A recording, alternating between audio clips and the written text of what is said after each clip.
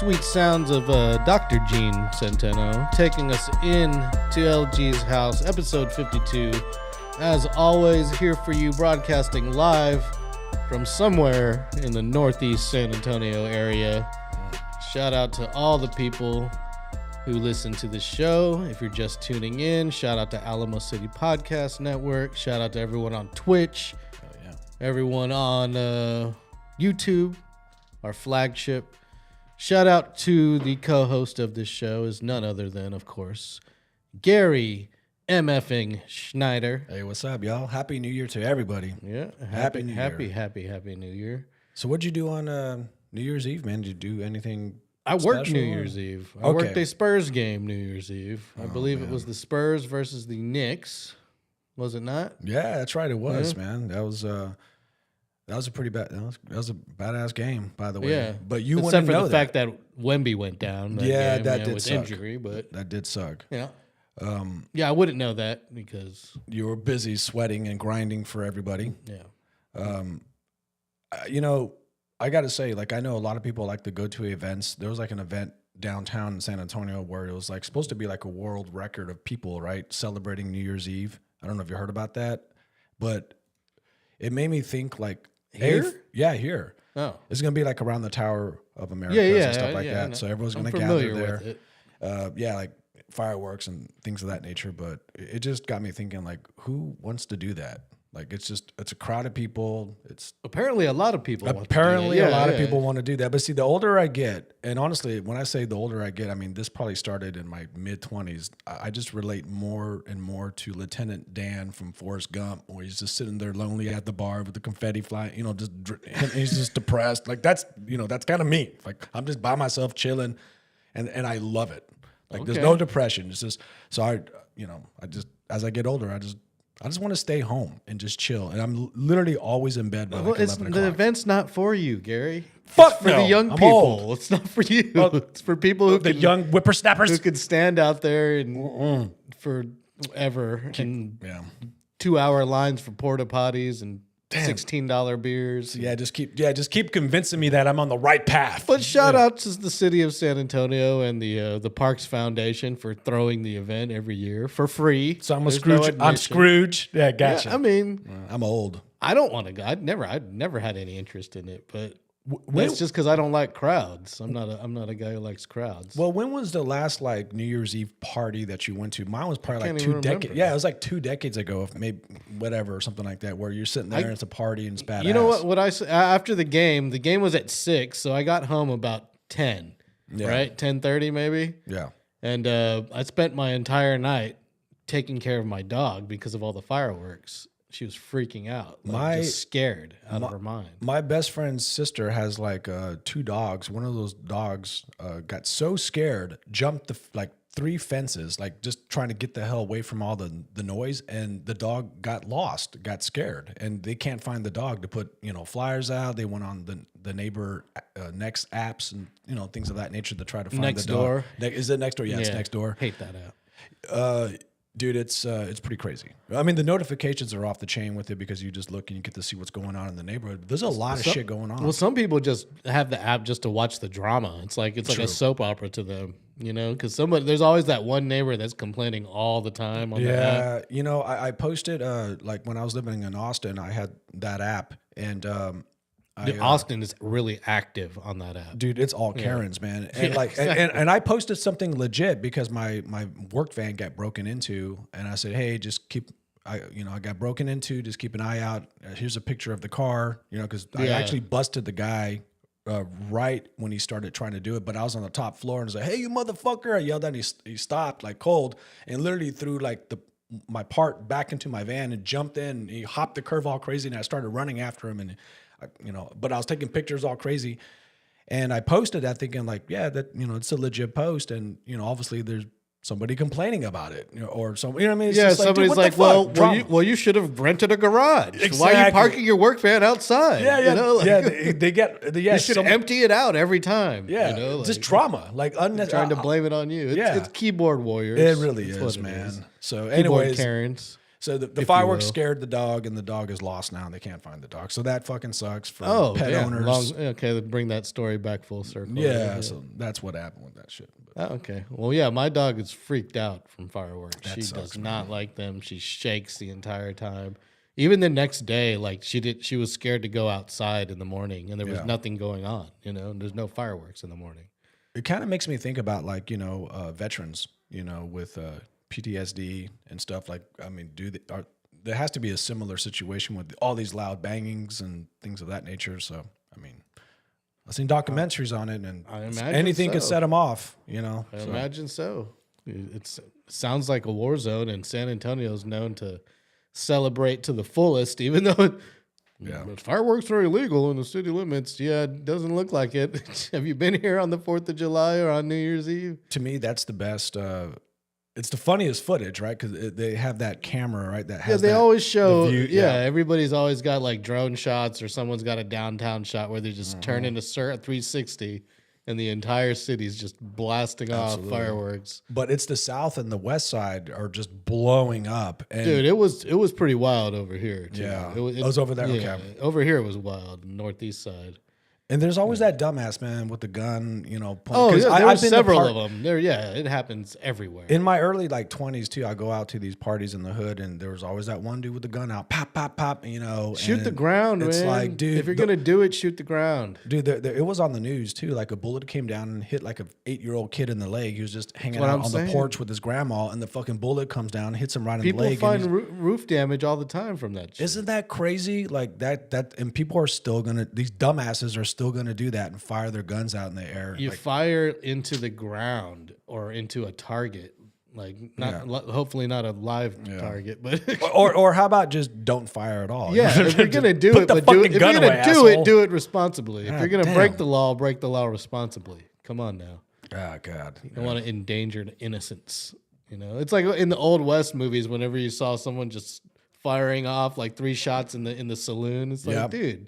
Just put the holes in the ceiling, bro. Like, there's probably some dude just cleaning in the attic, doing some maintenance up there, and just gets fucking hit. I'm sure some dude's job is just to patch all the damn bullet holes every weekend from the freaking sailors coming in. I know he's always like, oh God damn it! Every time Big Tex comes in, exactly, fucking holes everywhere. Billy the Kid's here again. Oh God, shit! Get the tar out. Fix the roof. Get the tar out.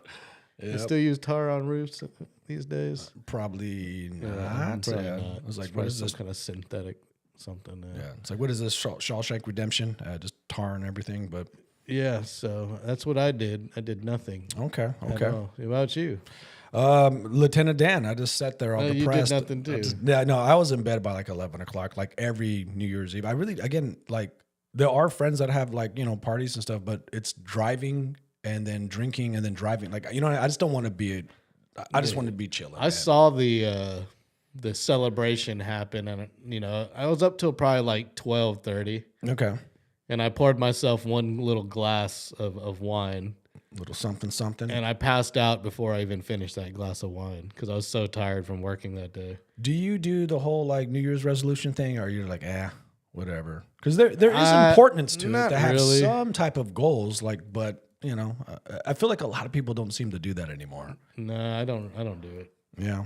No, I have like things I want to accomplish, but I wouldn't call them New Year's resolutions. I think like maybe I feel like the whole term of New Year's resolution is probably kind of tainted. So it just needs to be like, I just got some small micro goals I want to do this year, and that's it. That's true. I don't know. Maybe change it up a little bit, right? Well, about the whole like a lot of gyms, their whole business plan is to rack up as many New Year's memberships as possible and hope those people don't come in ever. And it works. Yeah, it works because that's the whole joke. Like there's a lot of gym influencers out there, and it's the same tired, played out joke that they always put on their stupid ass TikTok page, where it's like they walk in and it's dead, and it's like December 31st, and then the next clip is January 1st, and it's packed and they can't get to the equipment. So it's like entitled dumb gym influencer bullshit. The gym makes more money off people who don't use their membership than people that do. Exactly. People who just get it every year or forget about it and just leave it there. That's it, man. Yeah. Well, that's how a lot of subscription businesses are. They have these people who forget they're even subscribed. I'm sure there's some Netflix account or porn site you're still subscribed to that you forgot about. It's still milking money from you. Duh. And when I worked at a gym, it was a mom and pop gym. So it wasn't it wasn't a big gym. So it was every month I was charging people. I was like, who are these people? And I'll tell, the gym owner that, and he'd be like, they haven't canceled. Like, we gave them emails saying, hey, we're still charging you, but got to charge them. You know what I mean? They haven't. It's the business plan. It's the business plan. So it was a lot. This was a mom and pop personal training studio. You know what I mean? So it was like, imagine the big gyms like you were talking about. That's their bread and butter, is people like fucking up their New Year's resolution. Well, I ain't going to be working out at no gym because I don't work out. You eat succulent ribs instead. I get my workout from climbing the stairs of the Frostbank Center every couple days. Well, they always say the best strength training is actually working, like farmer strength is like a real deal. That's what I'm doing. I'm lugging around a freaking 30-pound camera up and down some stairs. Just make sure you staring at people. You if it's on the left side, try to balance it out and put it on the right side. Can't. If you can. There's no such thing. So you're just gonna have one mega deltoid on one side. Oh, cool. Yeah. There's no way to do that. Deformed. Because the eyepiece is on one side of the camera, and all the controls are on this side, so you can't flip it. Okay. It sucks. Okay. There's no such thing as a left-handed camera. Well, then you're gonna have the mega deltoid. It's cool. I won't judge. Yeah, someone should make one, but it probably wouldn't sell very well. Yeah. I think, didn't Ned Flanders make a all left-handed store? Oh yeah, he did. Yeah. And I think those exist now. Actually, there's one you can actually go there, or there's a website or something. Yeah, I'm glad I'm right-handed. Yeah. Well, yeah. Which one do you use, the left or the right hand? God. Okay, I went perverted. What are you talking about? Can opener? Sorry. No, my bad. I went perverted too. Okay, cool. I was like, oh shit. Are you a righty or a lefty? See, I thought I failed like some psych test because I went straight pervert. No. Okay, so then why are you asking me these questions, perv? I was making a joke. Oh, okay, cool. Well, if hold up, the keyboard's on this side. Okay, left. Yeah. Okay. Yeah. Okay. Yeah. Interesting.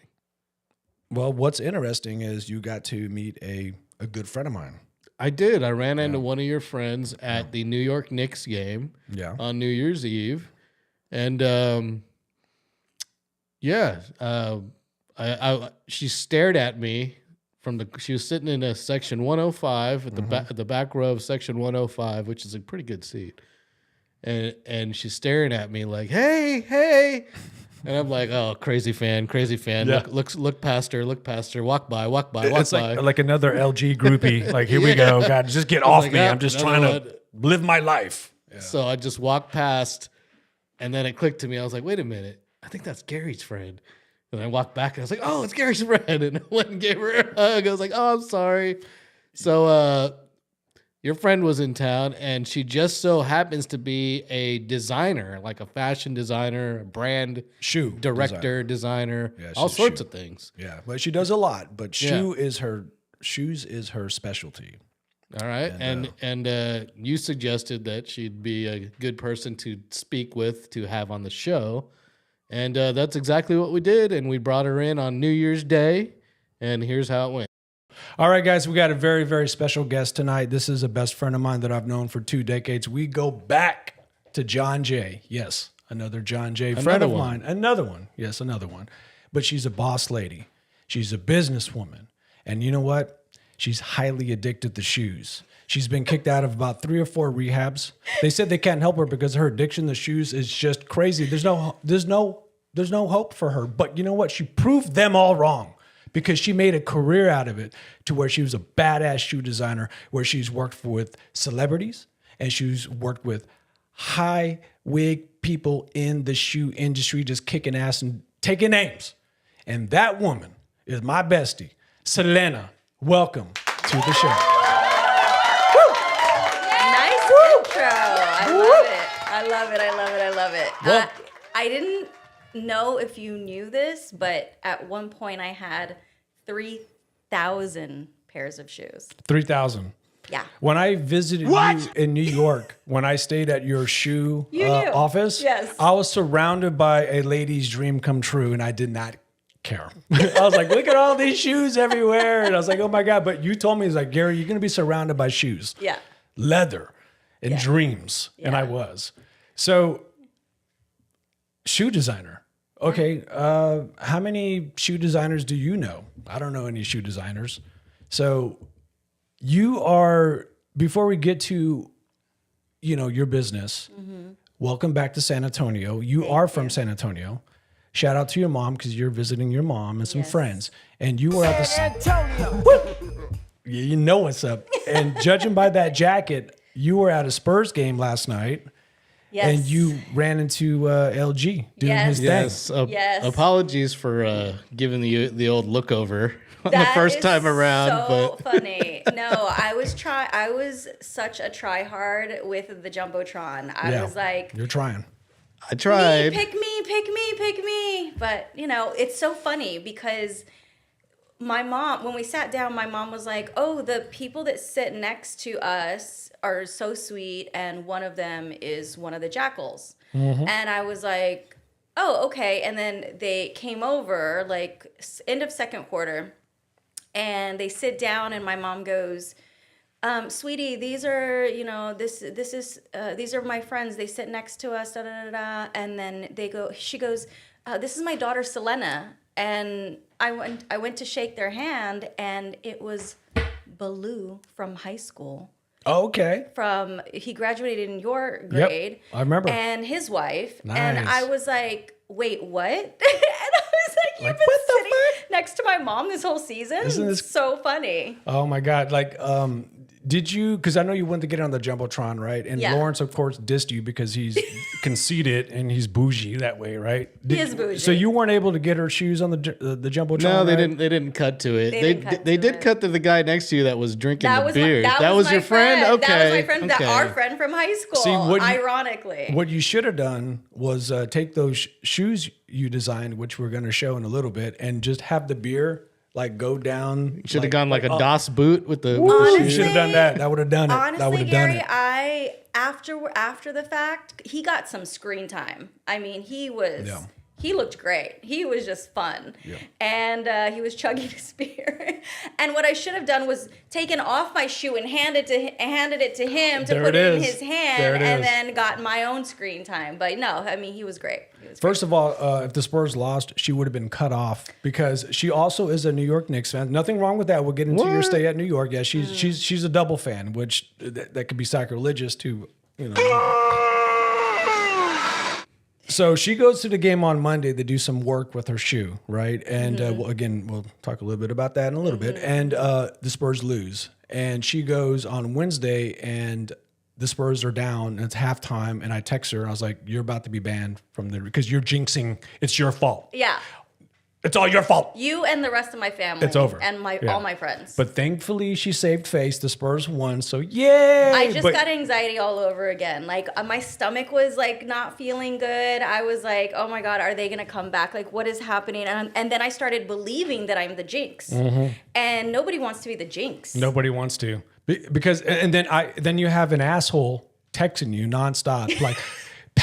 San Antonio passport revoked. Yeah. I hate you. Yeah. No, yeah. that's all. Like, there's receipts. There's receipts. A lot. It was major asshole.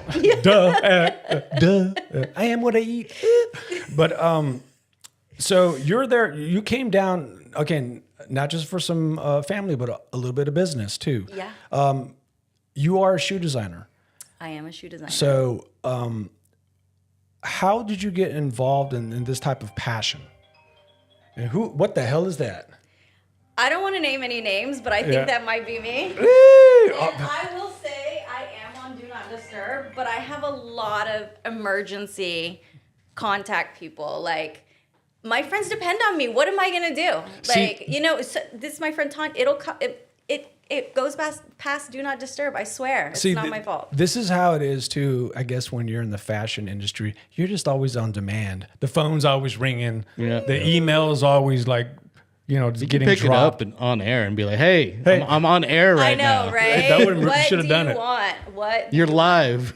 Oh, I hope it's not an emergency. Anyway, I I'm hope sure not it's too, fine. because I I'd went on feel really airplane bad mode. right now. For this. No, she'll text me if anything. So okay, so you have a company, Yes. your own company that you Yes. just developed. Tell us the name. Tell us what's going on with your company. What's the description? The name is Selena, and my tagline is responsibly made, recklessly worn. Perfect. And it basically, the bottom line is, I hope you get a visual from that because, responsibly made means I'm doing things differently in my industry. I'm using better materials. I'm sourcing responsibly. I'm not just picking anybody to work with. And then a big part of my brand is I give back to charity water. Cool. So that provides clean water for people who need it for drinking. And I think a lot of people don't realize that we're in a water crisis. But, when you're in Mexico and they're like, don't drink the water, that's a water crisis. So. Well, it's kind of like it became like almost like a Montezuma joke. Like, don't drink the water, you're gonna shit, whatever. Yeah. And you're like, no, we need to make some changes. And that being in the fashion industry, I think we all know the footage, India, China, of the dye, and all the fabric that's being used and wasted and just kind of goes into this like river. Mm-hmm. And I think that's awesome that you're trying to be ethical about your procedures when designing these shoes. Yeah. And so there's people that go towards purses. They go towards making jewelry. They go towards making skirts. Why shoes? And we know you've been kicked out of rehab for this shoe addiction. So but see, you can 3 times. You can. Is that what you said? I 3 actually, times? To save face, I cut back on okay, 3. We all know it's been 10. Okay. 10. All right. Fine. Addicted. Hit me, doc. I don't care. Fully addicted. Duh. Why shoes? I was in Seguin. I grew up in Seguin, Texas in my little years. Mm-hmm.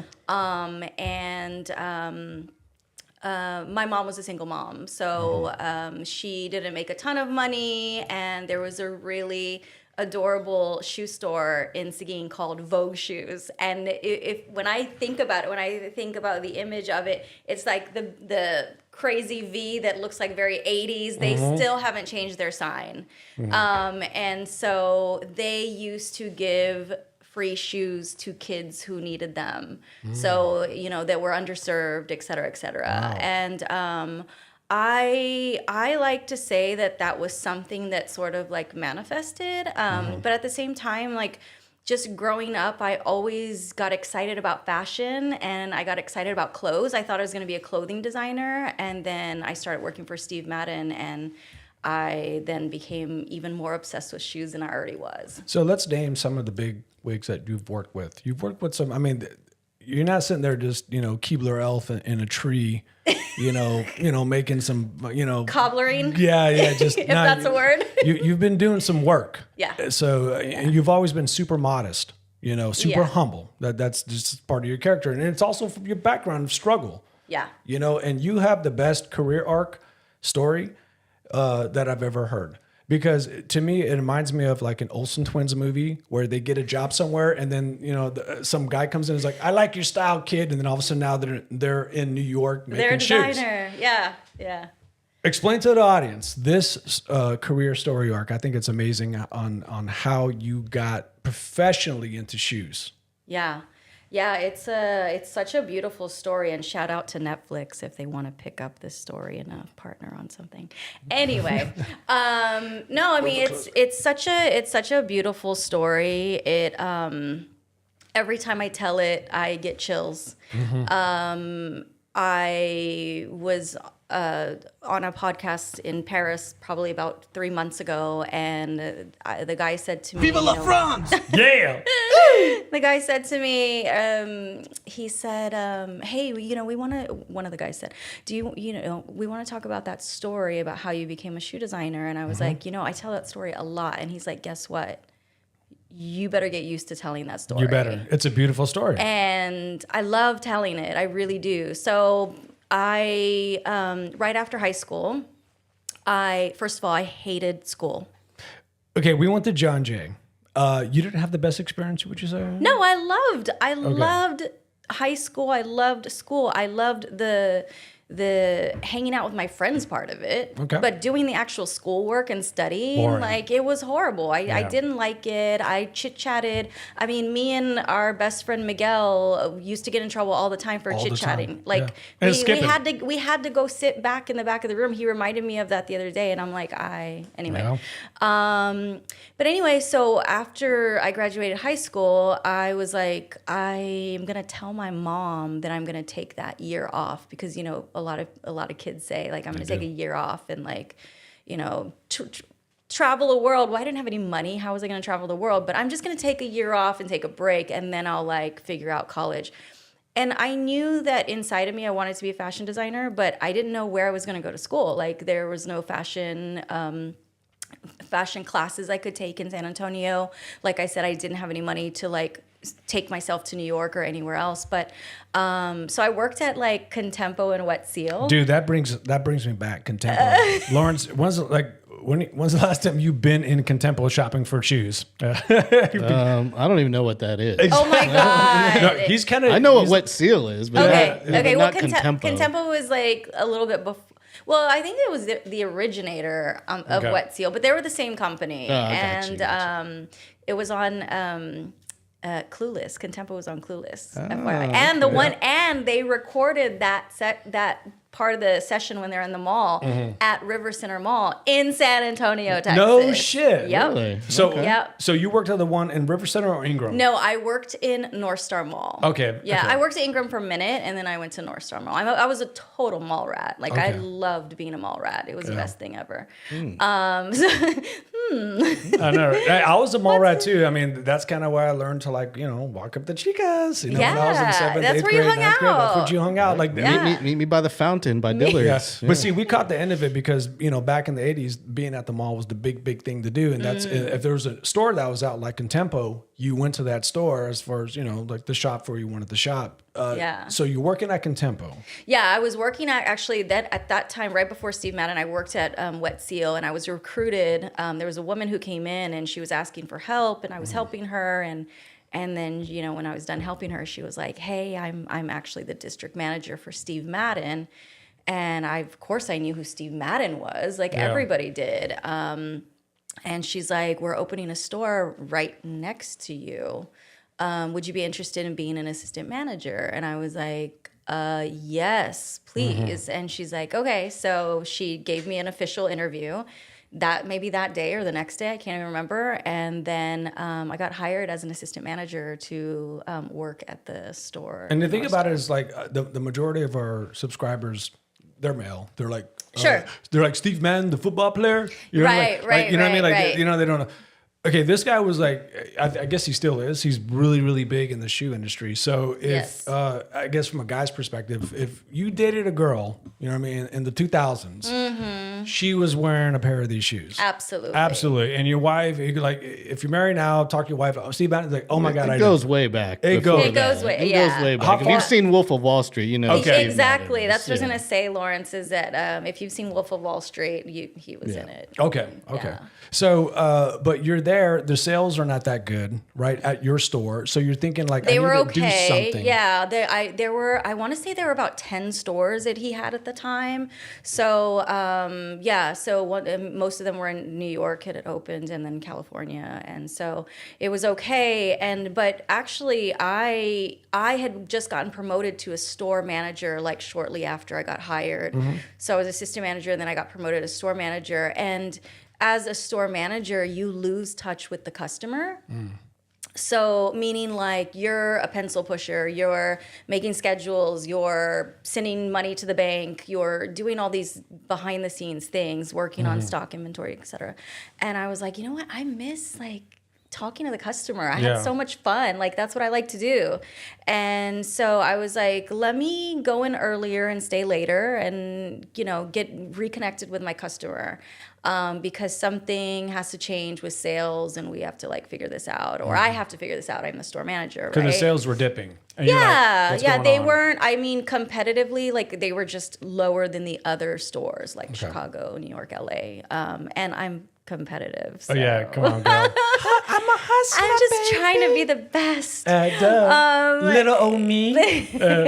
And so it was actually really beautiful. So I would go in early, stay later, and reconnect with my customer. And I was watching everything. Like, you know, girls were saying these wedges are too high. They don't fit right when I'm walking around. Or, you know, I'd see what girls were wearing. Like, okay, what would go with that? If they were wearing like green or whatever, like I'd be like, okay, the hot color is this, the hot color is that. So I started my own trend report, which was called What's Hot, What's Not. Mm-hmm. And I did it every week. And it's so cheesy that I called it What's Hot, What's Not. I mean, but that was the 2000s for you. It just like worked, It worked. It works now. And it's funny because it was, I mean, maybe I shouldn't date myself. But anyway, the way I sent the information over wasn't via email. It was pigeon, courier pigeon. It's all good, girl. We've been there. We know what's up. These wrinkles of wisdom. Duh. So I would send this trend report and say, like, send me more of this, send me more of that. But included in that, girls at the time were wearing a lot of like these colorful bandanas in their ponytails. So I was like thinking like, would be great if we had a sandal with a bandana print, things like that. So I would send ideas over as well. And lo and behold, I was getting those specific styles that I was requesting in the store, and sales started to generate. Got like more higher and higher. And so I was like, oh my God, this is amazing. Let me just keep doing this. And I kept on and I kept on and I kept on, and I became the #1 selling store. And that's all with the list, and you just emailing the list out to who knows. You didn't know who's picking it up, but you knew. Courier pigeon. But so the pigeon didn't get shot or die. he made the distance to New York. Made it all the way to Queens. All the Queens, man, shit, girl. She's my queen to be. But you know, you get a call, right? Because they're wondering who is this store manager that's sending this list, but someone's executing. Yeah, what you're saying. I honestly was so naive to the fact that, you know, say I did get that bandana print sandal, which I did. I got it in, and it was like one of the biggest sellers. I thought they just had it in the warehouse. Okay. I didn't know how business worked. I just thought, oh, they just have it and they grabbed it and put it in a box and they shipped it to me. But they were actually listening to my feedback, designing them in the shoe factory in Queens, and sending me like, 12 pair and seeing, it was like a test run is what they call it. Wow. Yeah. So, so then my district manager was like, hey, I'm moving to Chicago. Would you be interested in going to the Chicago store and running that store? And I'm like, yeah, absolutely. Like, get me out of Texas. And time to leave. Yeah, time to leave. And guess what? There was a design school there. So I was like, this is perfect. Now I can afford it. It's all lining up in a way, right? Yeah. Now I can, I actually have a salary. I can afford to pay for school. I can be a fashion designer, a clothing designer. And it was still in my head that I wanted to be a clothing designer. And then I moved to Chicago. And so I moved to Chicago. Totally different arena. I mean, San Antonio is so colorful, so vibrant, so fun. Mm-hmm. I'm not saying Chicago is boring, but they're a little bit more classic. Okay. So it was a different world for me to observe, and because there was no way I was going to stop sending my trend reports. Mm-hmm. Because now San Antonio's #1, I got to make Chicago #1. So now it's what's hot, what's not in Chicago. Mm-hmm. And then they're still executing what you're seeing from the customers coming in, and the shoes are coming in, and then now Chicago becomes a #1. Boss girl, can't stop, won't stop. Here we go. Girls rule the world. Ooh. And so now you get a call. Yeah. From someone. Well, I don't get a call. I tell them that I'm ready to go to school, because that was the agreement. Okay. Is that they would allow me to go to design school and be a store manager.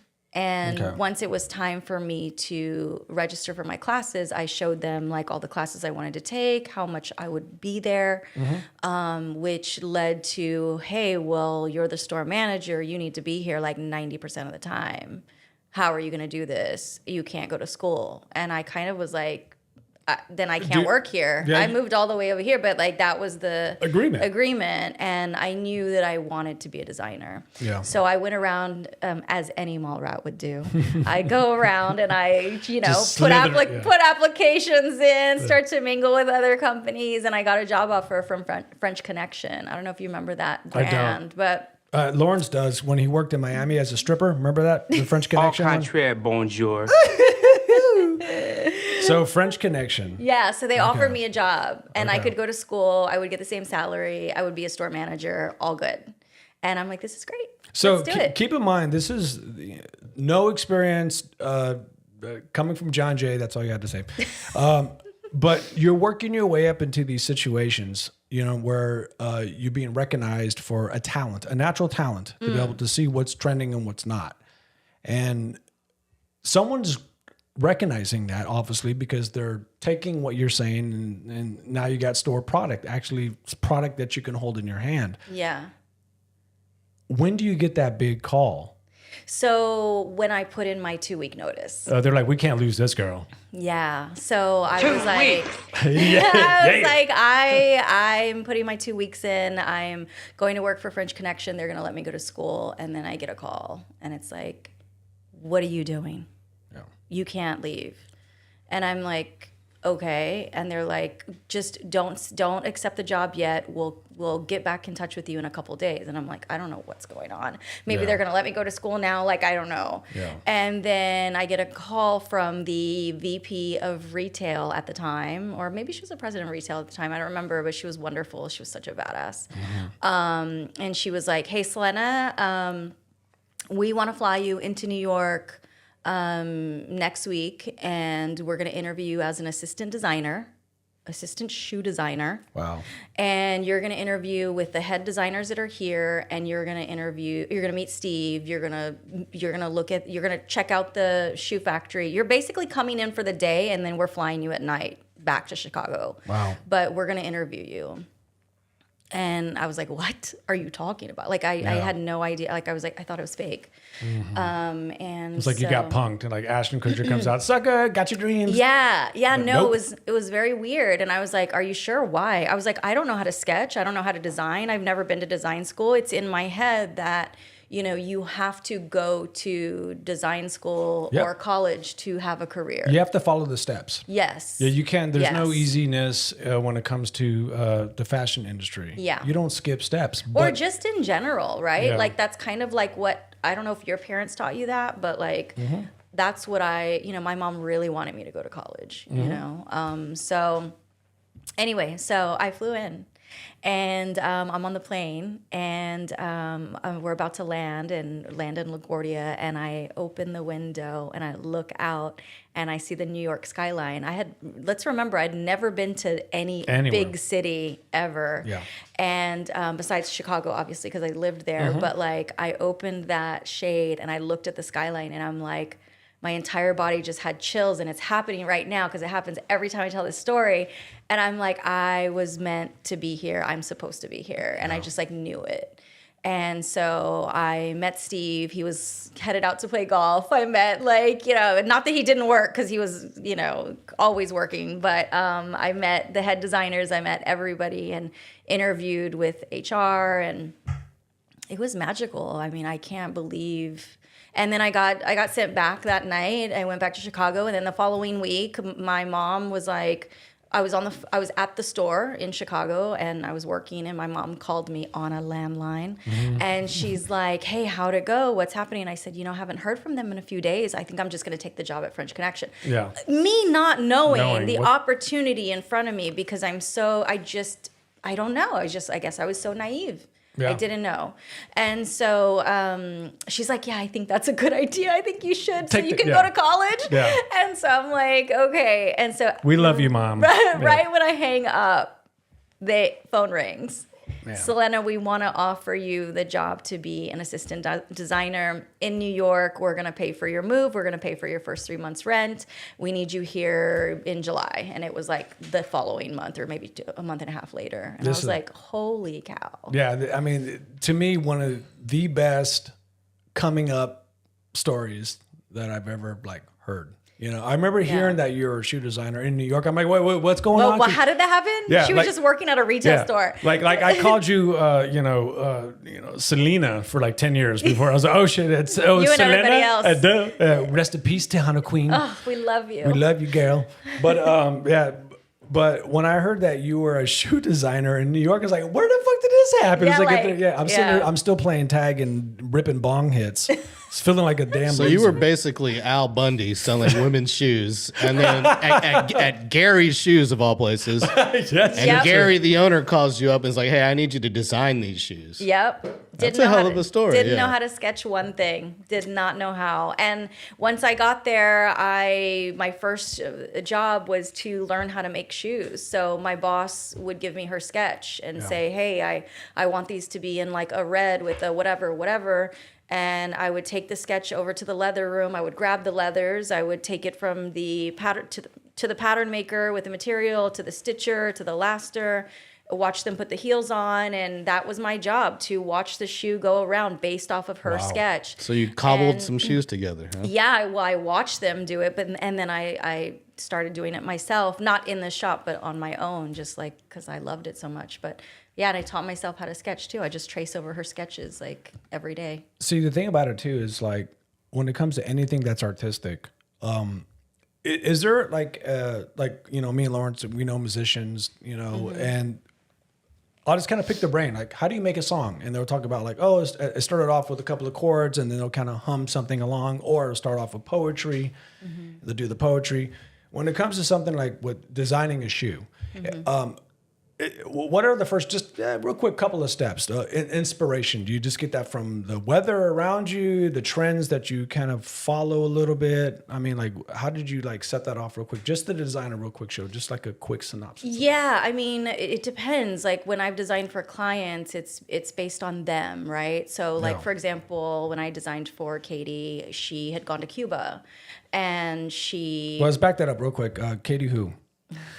Well, you can, because are you under contract? You can't say names? No. I can say, yes, I designed for Katy Perry for 10 years. Okay, so that's cool. She's a lovely woman, and she's fun. And if you want to make really fun shoes, work for her. Yeah, if you want to do anything fun in general, just like be with her. To us lame folks here, when you say you designed for her, what shoes for her? So she just wears like custom shoes all the time? No, she actually launched her own collection. Okay. Yeah. Mm-hmm. And I was just wondering. Yeah, and it was like for like 5 years. Like you were a 10 part years. of that. Yeah.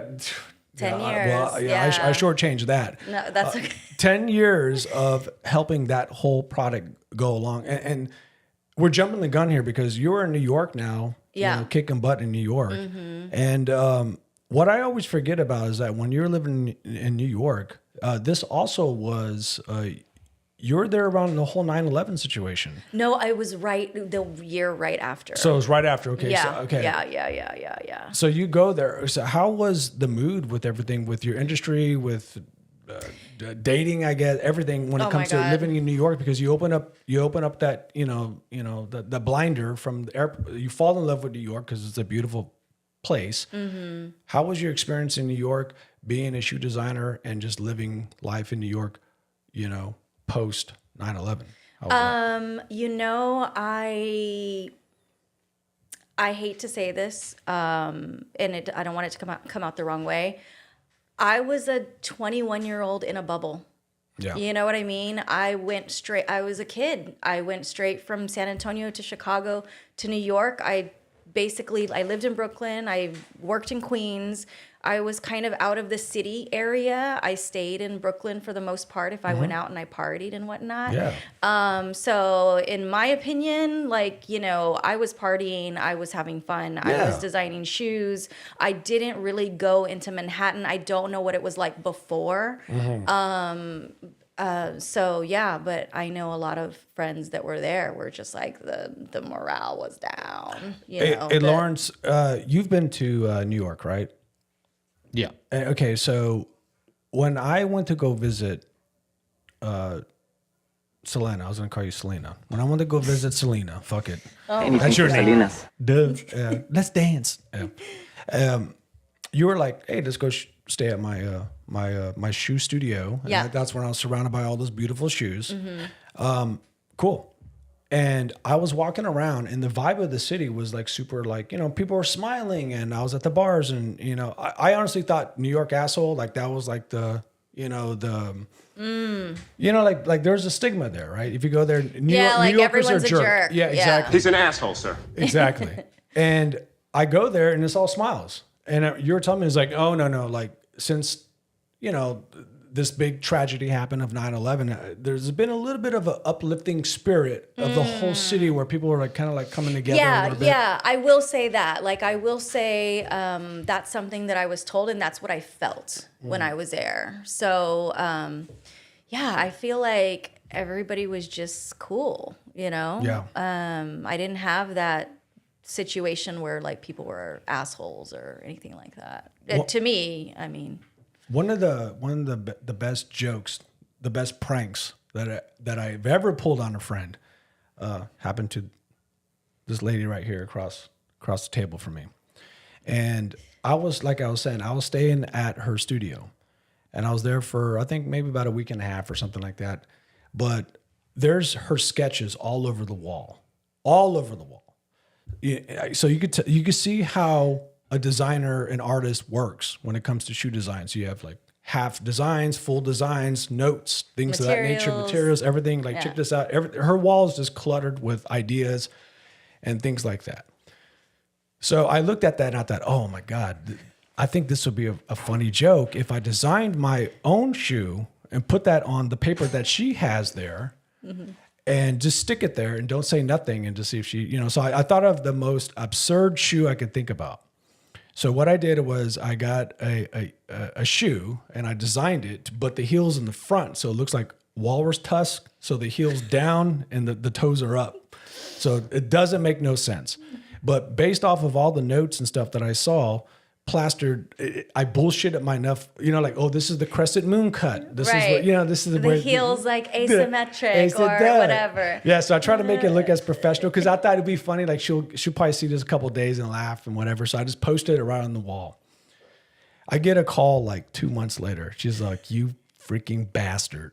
And I was like, "What?" Because I forgot about this joke. I forgot about what I did. Tell me what happened after that. Yeah, I had a client in there. Yeah, and she was like, I mean, this is an important client. You're trying to seal the deal. Yeah. I mean, I'd done one collection with her, and a lot of those sketches that I had done were for her next collection. And so she came in and she met me, and I was like, yeah, so here's like what I'm thinking. Here's like, you know, whatever. And I see the walrus. The walrus was my shoe design. Get it while it's hot. Oh my God. Woo! I was like, what's the walrus? That was not meant for you. I am so sorry. I had a little kid in here, basically, is what I had to say. I had a kid in here just playing. Yeah. You know, she was like, oh, okay, it's funny. Whatever, weirdo. You didn't even get the contract right. I fucked like $1 million contract. I got the contract. Okay, thank God. Yeah. I really still believe in the walrus, and one day on Neptune, it will sell. That's all I had to say about that. Hey, real quick before we get out of here. Yeah. Since you've known Gary for a while, what's the wildest, craziest, safe for radio story you can tell me about Mr. Gary here? Oh my God. Okay. Wow. Am I limited? No, you're not limited. I don't think you are. Like, again, we have stories. We go back because don't forget, like she lived in New York. She also lived in Austin with me. I have a really good one. So we may be obligated to inform some victims if they're still, you know, being victimized from Gary. Oh, they all are. Okay. They're all in therapy. Okay. Yeah. Are you sure? Fuck it, tell it. Fuck it. Well, you know, I think you gave somebody some acid one time and they didn't have the best trip. Who? Which one? I'm not going to tell you who. Oh, your homegirl. Okay. Yeah, I was selling acid back in the day. This is when I was a senior in high school. Yeah, I think so. And they're like, call Gary up. He has acid, the best acid in town. Duh. So I go over there to sell acid, and she starts tripping immediately. As soon as she dropped on her tongue, she starts tripping out. And I'm thinking in my head, like, oh, this is where I can entertain. Yeah, you were freaking her out. That's That's actually what happened. She freaked out. why she had the bad trip. It was me. It Oh, wasn't that'll the make acid. sense. It was Yeah, that makes Gary. Yeah. It Yeah. it was Gary plus acid. Oh, dude, it's nuts, dude. Yeah, I started. Dangerous combination. Well, I think what happened was I just like I pulled my shirt over my head. I don't know if I don't think I dropped my pants. I think I was fine. I think I was. What were you doing? Like I was a TP for your gentleman. bunghole? Yeah, it was something like that, and I just started running around and screaming like I was a hellish chicken. Yeah, you were and nutty. it freaked her I was out. sober. Yeah. So there's Mom, I was was that. sober. You gave someone a bad trip. No, But- but also the other I have to say this one. The other Yeah. funny thing is like watching you play basketball in chanclas. Yeah. No, That was- That's asking was- for a broken ankle. And it was like Duh. you had these like long denim cut off pants, jorts. They were jorts. jorts, bro. With chanclas, Yeah. and you would play Hold on. basketball. I mean, it was so funny. I was like, "What is he doing? How are these things staying on him?" And he's still like scoring. He's still like running around. I was still averaging 22 points a game with 10 rebounds. It was all good.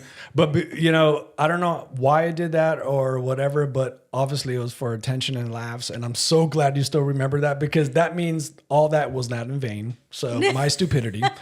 But before we go and leave out of here, let's check out the new design real quick that you gave Champagne's wife. Oh yeah, do you her and I have them on. Her and some sports analysts here in San Antonio. Hell yeah. Sports analyst. Let's show these bad boys before we check on Can you out. name drop some sports analysts? Name drop. There are a couple of them. Erin is her first name. I wanna Aaron? say her last Don't know. name. What's I don't up? know if I know an Aaron. Oh, I'm not sure. Anyway, she'll be wearing them on January 3rd. Okay. At the game, and then who else? Oh, you know what? I was at the UTSA game as well, and there was the director of athletics was like, "What are those? I need them so bad." Have you so, ever first real quick? Have you ever designed a shoe that was like just failed, like the frog shoe when it has springs on it? And it Oh just my God, failed? many, I'm sure. It just happens. It's Many, part of the I'm game. sure. It's part of the Yeah. game. Hits and misses. Yeah, but no, you know what? The best feeling is like living in New York. When I worked for other brands besides Steve Madden, they were able to order a ton of pairs. And if I'm on the subway and I see a pair of shoes that I worked on, I'm like, That's badass. oh my God, it's like such a moment. That's and a I'm great like, I feeling. cannot believe that happened. But yeah, definitely there were some failures for sure. It has to be. Yeah, but I'll and tell you what's not a failure. Tell me. Look at that. It's like Wizard of Oz. So this, I'm trying nice. to get in here. Find those shoes, get sent home. So this, just want to be clear, this is not affiliated or endorsed by the NBA. Okay. It will But be this is at one just point. coming, It will be. This is just inspiration for Look at that. basketball. That's beautiful. And it is Which- just, yeah. I'm obsessed. Lawrence will wear those, and I think when he was stripping in Miami, you kind of almost wore something like that. It was a little that high. true? They're a little hard to walk in, but Yeah, duh, And it's duh. not that high. yeah. Well, for me, I'd never done it A before, couple so inches. yeah. We'll get them in your size and see. Yeah, how I was also trying to run up and down an escalator at the time. So He was being chased. yeah. By the mafia.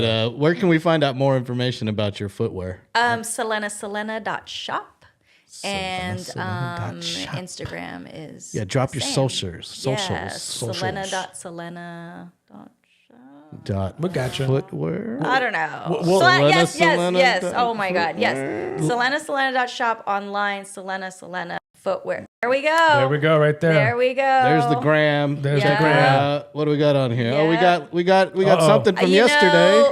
know that game was you want? so intense. Wasn't it? It was Woo! amazing. I'm still like high from it, you know? Yeah, It was so good. it was a fun game. It was a fun game. Well, I'll tell you right now, I'm so proud of you as a friend for you to do what you do and just to live your life, follow your passions. And of course, because of the talents that you have, the book started writing itself almost in a way because you're doing what you're doing. And I've always been so proud of you, especially of your story.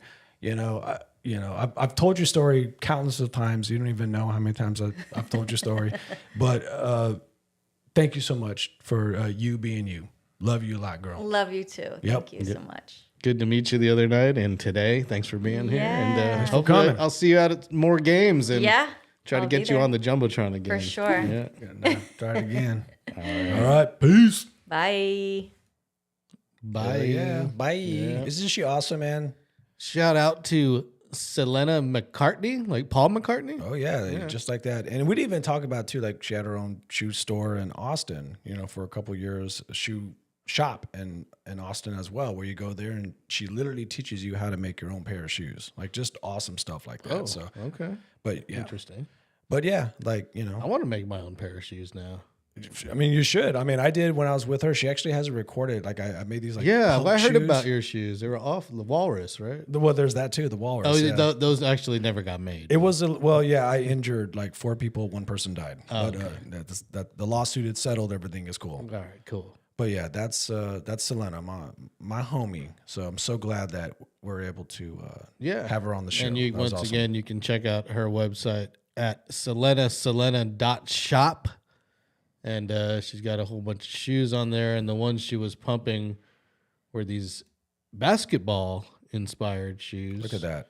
See, those are a good luck charm now, because when she gave Champagne's wife the shoes that day, he dropped 11 3-pointers. I think that's a good luck charm. Yes, that's why he did it, because his wife was wearing Exactly. these shoes. they're good- That's the reason he dropped 11. He set the record for most 3-pointers ever in a game for Spurs. Yeah, exactly. And that, says that every basketball wife needs to own a pair. If you want your husband to have a good game, you got to buy a pair. That's the bottom line. It's the good luck charm. I It's like done. that. That's good philosophy there. Yeah, it works.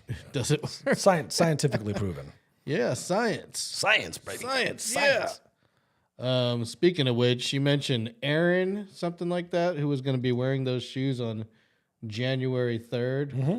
Yeah. Well, let's hold on here. I gotta hide this. Yeah, I can't show that. Oops. Whoop. Okay, let me show this now. There we go. I ran into Erin at the Frost Bank Center on the 3rd, and there she is right there. Awesome. Yep.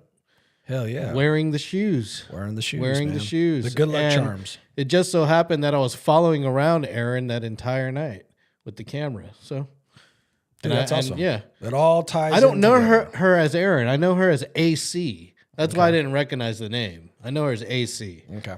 So she does in-arena hosting at the Frost Bank Center during the Spurs game, usually on the weekends. Okay.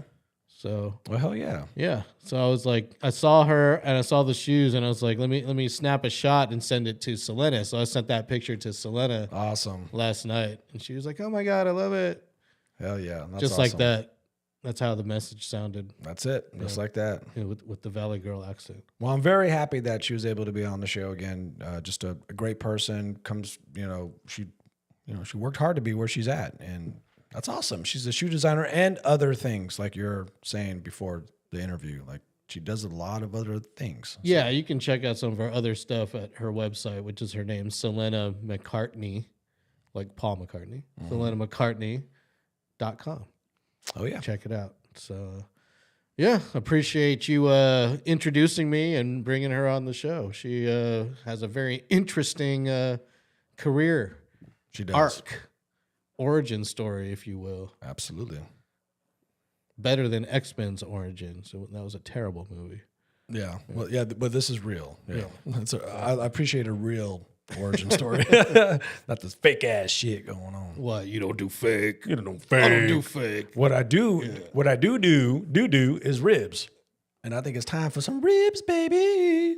Yeah, you getting hungry, man. I'm starting to get Where a we going to little eat? hungry. No, don't tell nobody, because Okay. then all our groupies will show Yeah, up. we don't we don't want that happening.